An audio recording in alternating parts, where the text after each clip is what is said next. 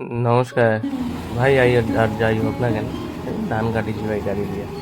এর না পাট দিয়ে কাটালে না বহুত টাকা পয়সা লাগতো, তাই এই গাড়িগুলো ঢুকেছে, সবাই কাটিয়ে নেছে। যেরকম দেখা হয়েছে, যেরকম জমির জল আর যেরকম কাদো হচ্ছে, এই গাড়িটা দিয়ে এবার কাটলে কি বেশি গর্ত হয় না জমি, তো এটা সুবিধা হয় না, ধানও নষ্ট হয় কিন্তু ওইটুকু নষ্ট ঠিক আছে, কোনো ব্যাপার না। তো কাটিয়ে নিয়েছি, সবাই দেখা হয়েছে একটু ওদিকটা গোটাটাই ফাঁকা হয়ে গিয়েছে। কেমন খচখচ খচখচ করে গাড়িটা কাটেছে, কিন্তু কোনো সময় লাগে না, এক ঘড়ি এক বিঘা কাটিয়ে দিয়েছে। তো এই তো কাটা হয়ে যাচ্ছে ধানটা, গাড়িতে ওঠাচ্ছি, লোড করছি, এখন বাড়ি নিয়ে যাওয়া হবে, বুঝেছেন।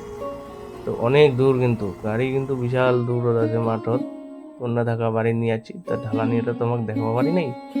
এই তো ঢাকা টাকা দিছি, যেন বৃষ্টি টিষ্টি পড়লে যেন ওই ধানের ভিতর জল টল না ঢুকে। জল ঢুকলে ভাই মহা জঞ্জাল, তার জন্য এই বাঁশগুলো দিয়ে চাপা দিছি যেন ভালোভাবে